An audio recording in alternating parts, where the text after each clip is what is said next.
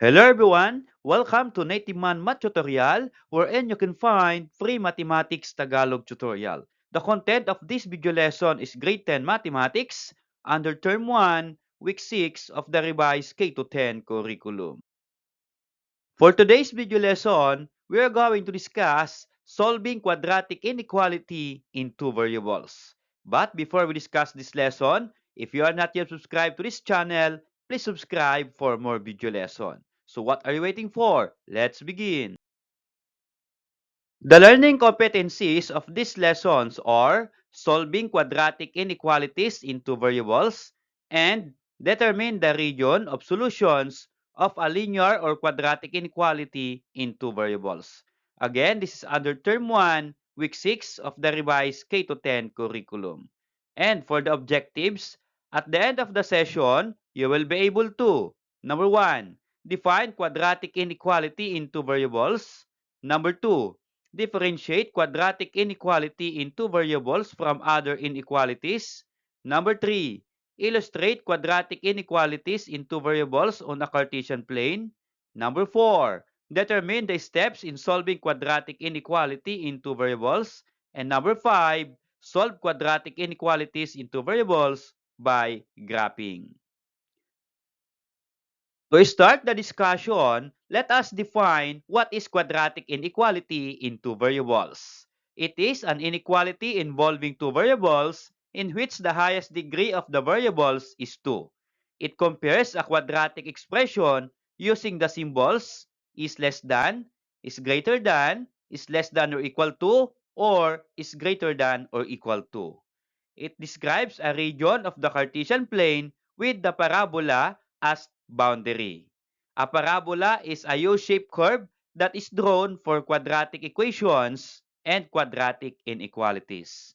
In short, quadratic inequality in two variables has a degree of 2, meaning to say the highest exponent of the variable in the expression or in the inequality is 2. And it is called inequality if it uses the different symbols of inequality symbol. Again, like is less than, is greater than, is less than or equal to, or is greater than or equal to.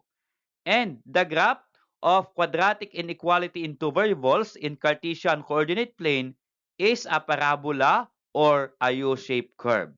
Okay, let me illustrate the sample parabola of the graph of quadratic inequality in two variables. Okay, so here, we call this one as a parabola or it is a U-shaped curve. Okay, so if the U-shaped curve is just like this one, open upward and open downward, then that is called parabola. Quadratic inequalities in two variables can be written in any of the following forms, where a, b, and c are real numbers and a should not be equal to 0. So these are the different quadratic inequalities in two variables. So we have y and x as the variables, and a, b, and c here are real numbers, or those are numerical coefficient. And it states here that a should not be equal to 0. So why a is not equal to 0 here? Because if a is 0, then there is no quadratic term. And the inequality will become linear inequality. So that's why a should not be equal to 0.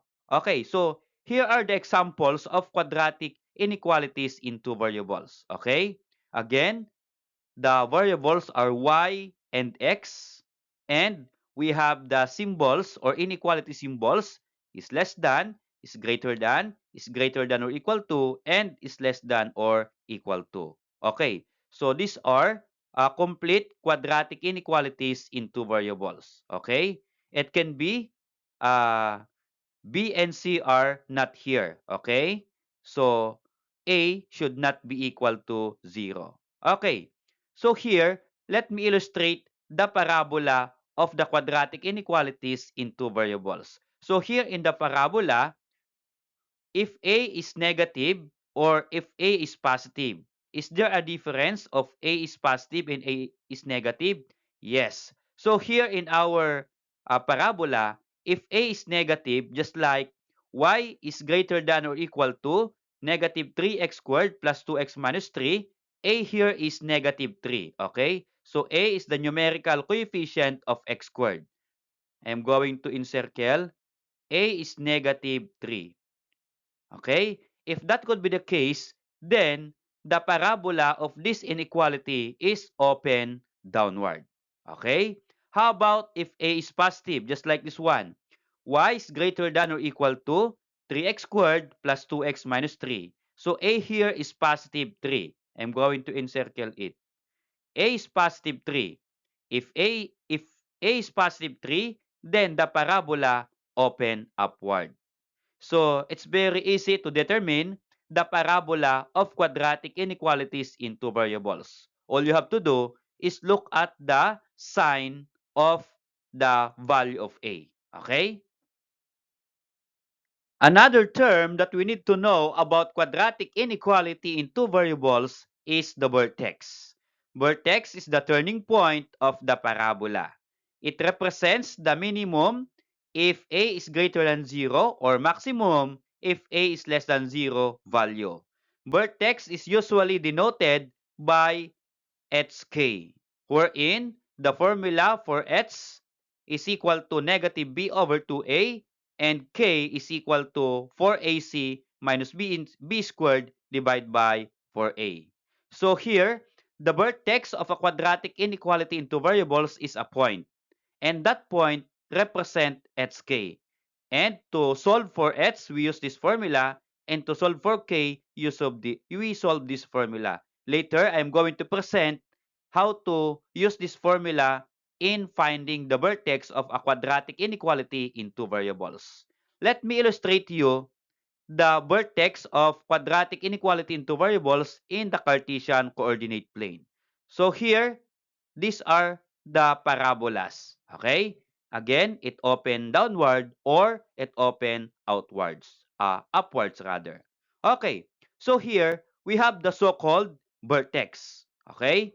So in the given vertex, notice here that it says the definition for vertex is the turning point of the parabola. Yes. So if this is the vertex, then this is the turning point. Okay?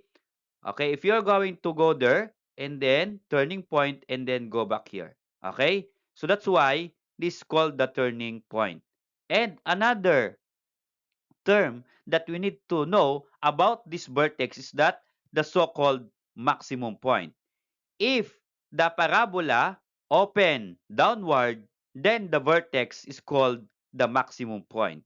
And if the parabola opens upward, then the vertex is called the minimum point. Okay? Another term that we need to know about quadratic inequality in two variables is the axis of symmetry. It is a vertical line through the vertex that divides the parabola into two mirror image half. It is the value of h in the vertex hk, wherein, recall the formula for h, that is equal to negative b over 2a.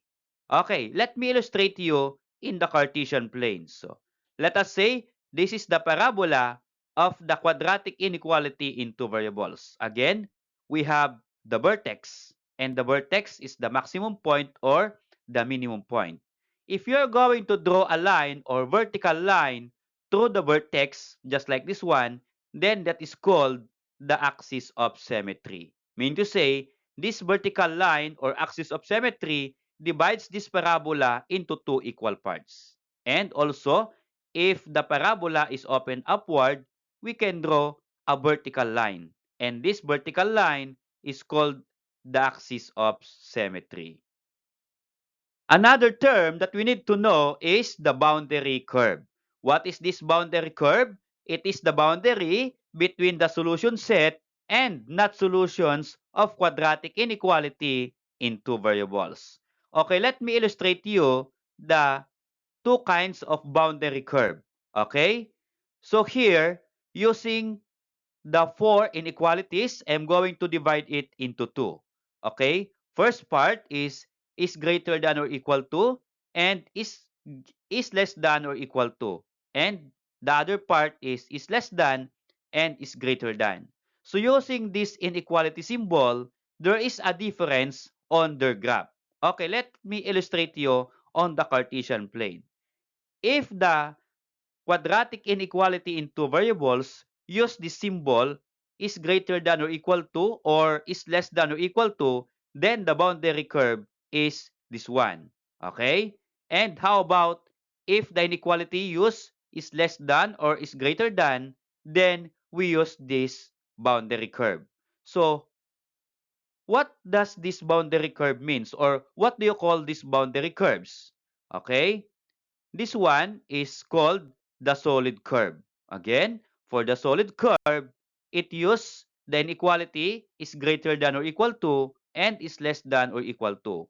And for the broken curve, it uses the inequality is less than and is greater than. Another term that we need to know about quadratic inequality in two variables is the shaded region. Shaded region is the solution set of quadratic inequality. So here in the Cartesian plane, if we're going to graph the solution set of quadratic inequality, we have the shaded region and we have the unshaded region. So here, the unshaded region here is called the solution set of the quadratic inequality. Mean to say, when you say solution set, all the points belong or fall here in the shaded region is the solutions of the quadratic inequality. How about if the shaded region is inside the parabola? Mean to say, all the points here inside the parabola is the solution set of the quadratic inequality. And the points outside the parabola, this unshaded region, are the points that is not the solution of the quadratic inequality in two variables. Now, let us proceed in solving quadratic inequalities in two variables. But how to solve quadratic inequality in two variables? Okay, to solve, we're going to follow the different steps. Step number one, rewrite the inequality as a quadratic equation where the right side is 0. Second, change inequality to equation. Third step, solve the equation by factoring, quadratic formula, or any method. Fourth, find the vertex of the equation. Fifth, graph the equation using the roots and vertex. Sixth, select a point xy in its region inside and outside the parabola and check whether the given inequality is satisfied. And seventh, shade the region that contains the solution. Let's try to apply the different steps in solving quadratic inequality in two variables. For example, number 1, graph the quadratic inequality y is less than x squared plus 2x minus 3 and shade the region that contains the solution. Okay? For step number 1, we're going to have this inequality. So here, we're going to change y into 0. Okay? So here, 0 is less than x squared plus 2x minus 3. Okay, y will become 0. And then next, you're going to change the inequality into equation or equal sign. So this will become here, x squared plus 2x minus 3 is equal to 0. Okay, here, pwede pong interchange natin. Yung 0 ay nasa right, at yung x squared plus 2x minus 3 ay nasa left. Okay lang po yun. Pareho lang po yan. Okay? So, from inequality to equation. And from that, you're going to solve this quadratic equation using any method. So here, pwede po ang factoring in solving this quadratic equation. And by factoring, the factors are x plus 3 and x minus 1. Okay, let's check if the factors are correct. Okay, here, 3 times negative 1 is negative 3, correct? And 3 minus 1 is equal to 2. So here, the factors are correct. Now, find the roots for that factors. So the root for x plus 3 is x is equal to negative 3. And the root for x minus 1, x is equal to positive 1. Again, the shortcut is, if that is plus, then the value of x is negative. And if the factor is minus, then the value of x is positive. Okay? Just change the sign. Now, we are going to calculate the vertex of the quadratic inequality. Again, the formula of the vertex for hk is this one. Okay? So, how to use this formula in calculating the vertex of quadratic inequality? Okay, ganito lang po yon. We have this one, x squared plus 2x minus 3 equal to 0. Okay, this equation. We are going to determine the value of a, b, and c. Again, the value of a is the numerical coefficient of x squared. So here, x squared, there is no number before x squared, meaning to say, or understood, that a is equal to 1. And b is the numerical coefficient of x. Since that is plus 2, then b is positive 2. And for c, a number without a variable, or we call this one as constant. So c here is negative 3. Why negative 3? Because the operation is minus. So minus 3, then c is negative 3. Using these values a, b, and c, we are going to substitute in the formula of h and k. Okay, so let's calculate first h. H is equal to negative b over 2a. So substitute the given value. We have negative, so we have here negative. And the value of b is 2, so that's why negative 2. Okay, and in the denominator, 2 times a. So 2 times a is 1, so 2 times 1. And then simplify. So here, negative 2, copy, and then denominator, 2 times 1 is 2. And divide, what is negative 2 divided by 2? That is equal to negative 1. So h is equal to negative 1. How about for k? We have this one, 4ac minus b squared divided by 4a. We substitute the given. This will become 4ac means 4 times a times c. So 4 is constant, times a is 1. So 4 times 1. And c is negative 3. So times negative 3. And then minus b squared. So minus b is 2. So we have 2 squared. Okay? Divide by 4a. Again, a is 1. So 4 times 1 in the denominator.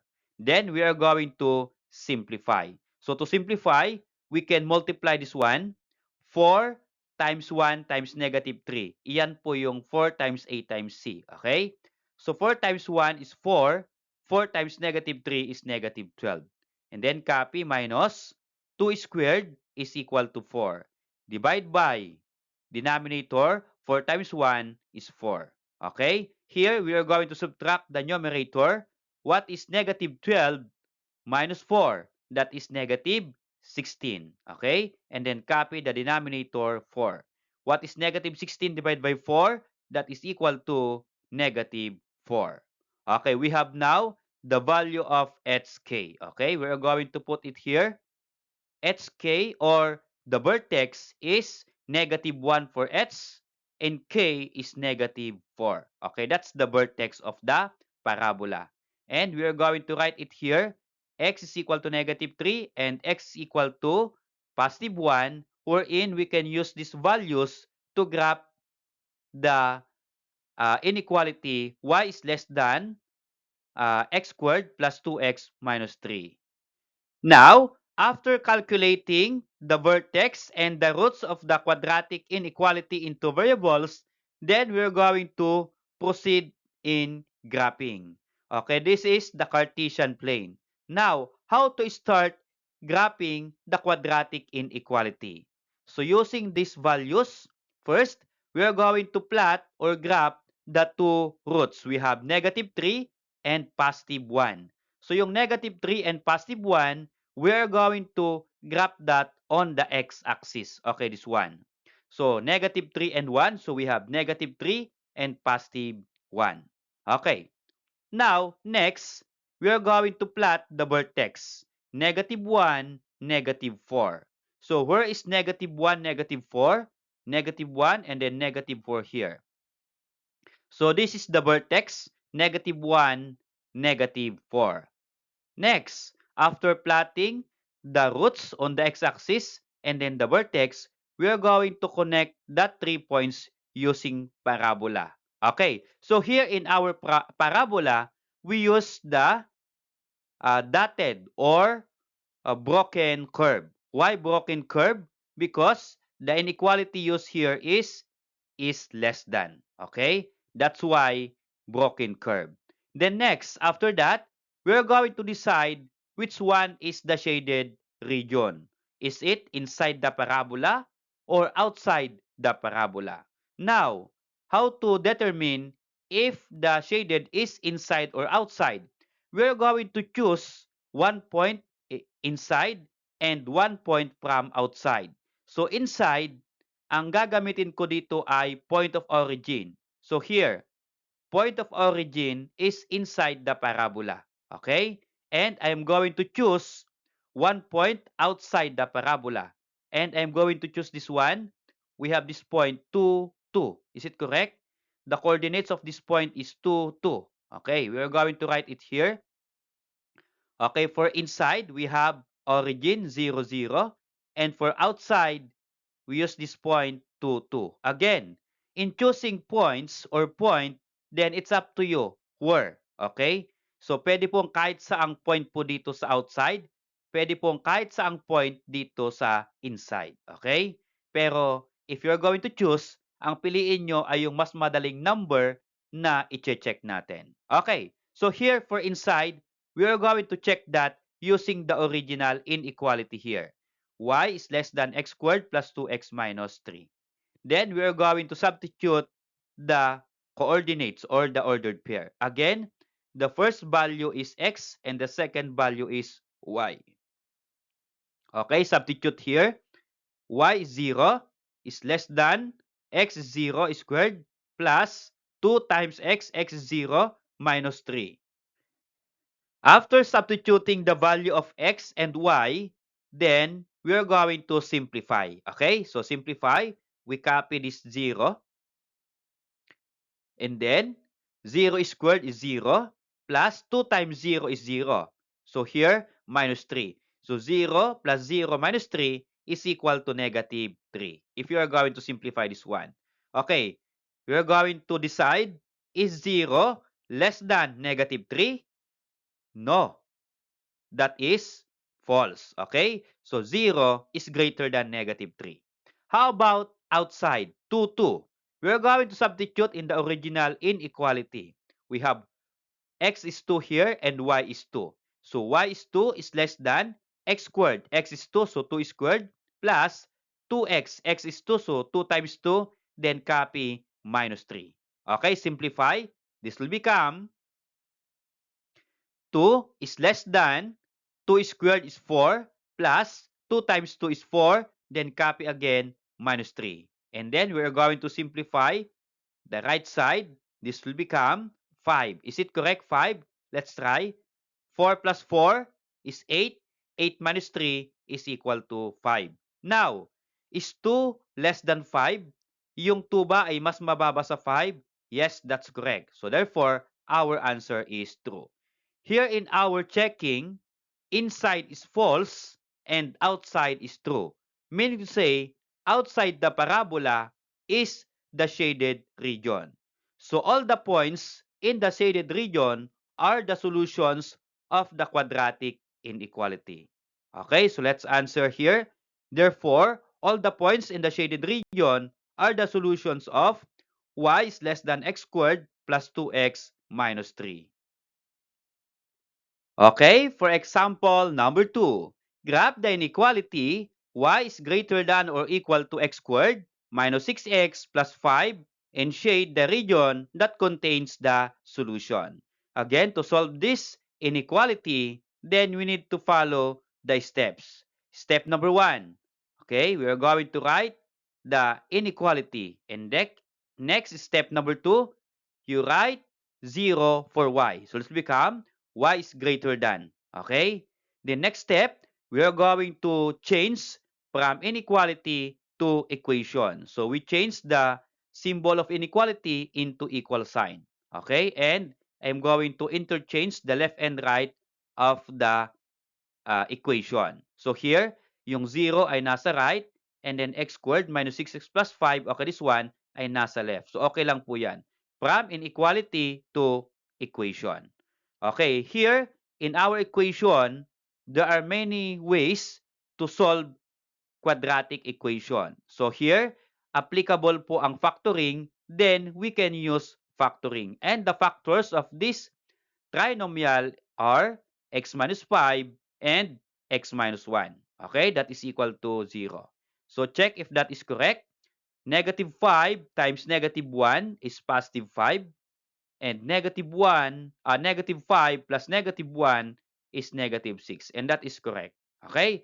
And find the roots from the factors. The roots are x is equal to 5 and x is equal to 1. Again, if minus, then the value of x is positive, 5. And here, minus 1, then positive 1. Okay? Next, we are going to calculate the vertex or HK. Again, we have the formula of H and K here. So, here in our equation, we have x squared minus 6x plus 5 equal to 0. We are going to calculate the H and K or the vertex. And to calculate, we need to know the value of A, B, and C. So A here is 1. Why? Because there is no numerical coefficient indicated here. Meaning to say, the numerical coefficient is 1. And this one, for B, since that is minus 6x, so that's why B is negative 6. You're going to use the minus sign as the sign of B here. So minus 6, that's why negative 6. And plus 5, so C is positive 5. So using A1, B negative 6, and C5, we are going to calculate the vertex. Okay, for H, negative B over 2A. So this will become, substitute. So here, negative. Then B is negative 6. So that's why we have negative times negative 6. Okay? Divide by 2A. A is 1, so 2 times 1. And then, simplify. We have negative times negative is positive. So that's why positive 6 here. And then, 2 times 1 is equal to 2. What is 6 divided by 2? That is equal to 3. So here, the value of H is equal to 3. How about the value of K? Substitute the given. So this will become K is equal to 4 times A times C. A is 1, C is 5. That's why 4 times 1 times 5. Then copy minus, what is B? B is negative 6. So minus negative 6 square. Divide by 4A. Again, A is 1. So 4 times 1. And then simplify the numerator and denominator. So we can multiply this one. 4 times 1, 4 times 5, that is equal to 20. And then, copy minus. Negative 6 square is positive 36. Okay? So we have now 20 minus 36 in the numerator. And sa denominator, 4 times 1 is equal to 4. And simplify the numerator, this will become 20 minus 36 is negative 16. Divide by 4 is equal to negative 4. We have now the value of k, which is negative 4. Okay, we write now the vertex hk. So the vertex hk is 3, negative 4. Okay, this one. 3, negative 4. And then we're going to write it here. The values of x or the roots of the equation. X is equal to 5 and x is equal to 1. Okay, so next step, we are going to graph the vertex and the roots of the quadratic inequality. Okay, first, we are going to graph the roots x is equal to 5 and x is equal to 1 on the x-axis. Okay, 5, 1. So, ito po yung 5 and this is 1. And then the vertex, 3, negative 4. Where is 3, negative 4? Okay, we have this one. From origin, 3, negative 4. Okay, this point. So, that is the point of the vertex, 3 and negative 4. Now, connect the 3 points using curve. Okay, this one. And the curve is a solid curve. Why solid curve? Because it uses the inequality is greater than or equal to. Okay, now we are going to test the points inside the parabola and point outside the parabola to choose which one is the shaded region. Okay, pili po tayo sa inside and outside. So for me, ang inside ay 1, 2. Okay? So 1, 2 or 0.12. Okay, not 1, 2 rather. 2, 1. Okay, unahin natin yung x. 2, 1 for inside. And for outside, I am going to choose point of origin. So mas madali kasing i-test ang point of origin. Okay, here, for inside, this is 2, 1. And for outside, we have the point of origin, 0, 0. Okay, tetest po natin sa quadratic inequality. So, let's test the point inside. 2, 1. 2 is x and y is 1. Okay, substitute here. This will become y is 1 is greater than or equal to x squared. So x is 2. So 2 squared minus 6. X again. X is 2. So 6 times 2. Then copy plus 5. And then simplify. This will become 1 is greater than or equal to 2 squared is 4 minus 6 times 2 is 12. Copy plus 5.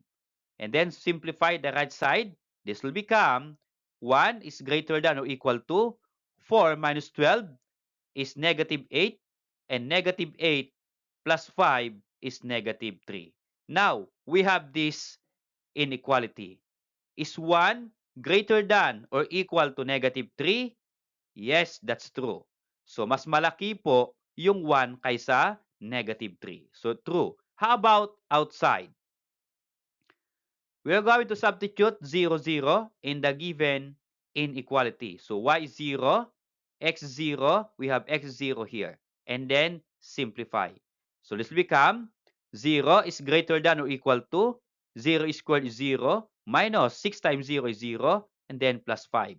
So what is 0 minus 0 plus 5? That is equal to positive 5. Now, is 0 greater than or equal to 5? Mas malaki daw pa yung 0 kaysa 5? No. If no, then that's false. Okay, here, ang true is inside. Meaning to say, the shaded region is inside the parabola, just like this one. Okay? So here, therefore, all the points in the shaded region are the solutions of y is greater than or equal to x squared minus 6x plus 5. Okay? So yung mga points outside the parabola are not the solution. So here in our parabola, since the shaded region is solid curve, the parabola is solid curve, then this curve is also part of the solution set of the quadratic inequality. Okay, so let's check your understanding by answering these different multiple choice questions. So let's see how you understand the lesson.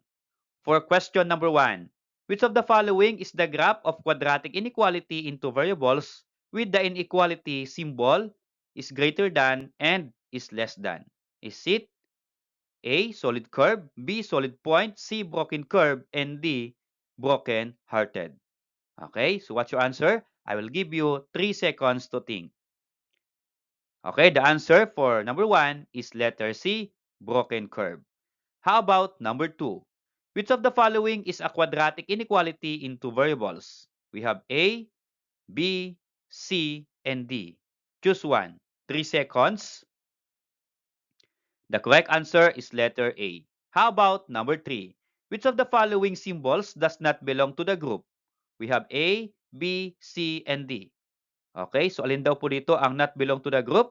So the answer there is letter D. Okay, number 4 question. Which of the following points is a solution of the inequality y is greater than x squared minus 5x plus 6? We have A, B, C, and D. Okay, I will give you 3 seconds to answer. If 3 seconds is not enough, you can pause this video lesson and later you can play it again to see if your answer is correct or wrong. Okay, so the answer for number 4 is letter C.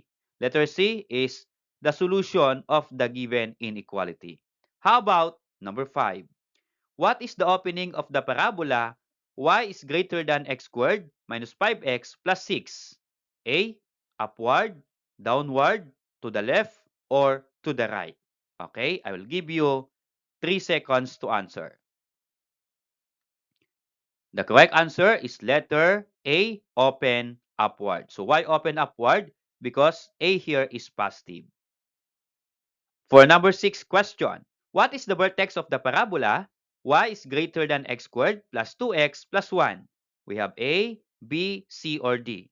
So here, in calculating the vertex, you need time to calculate the value of h and k for the vertex. So you can pause this video lesson and later you can play it again to see if your answer is correct. Okay? For number 6, the vertex is letter B, negative 1, 0. How about number 7? What is the axis of symmetry of the parabola y is greater than x squared minus 10x plus 6? We have A, B, C, and D. Okay, for question number 7, I will leave this one as your activity. Okay, so try to post this video lesson, answer, and if you have answer, please comment here down in the comment box below your answer. Is it letter A, B, C, or D? Okay? So malay mo, baka tama yung sagot mo at napili ko yung pangalan mo, I'm going to give a reward. Okay? And the reward is by sending GCash. Another exercises, find the solution set of the following quadratic inequality in two variables by graphing. I'm going to give you two inequalities. So try to graph in the Cartesian plane. At para ma-check ko yung inyong sagot, pwede po ninyo akong i-chat sa FB page Native Man Math Tutorial. Okay, chat nyo po ako sa Messenger at send nyo po yung inyong graph and let us see if your graph is correct or wrong. Okay? Thanks for watching, guys. I hope that you learned from this video lesson. If you are not yet subscribed to this channel, please subscribe for more video lessons.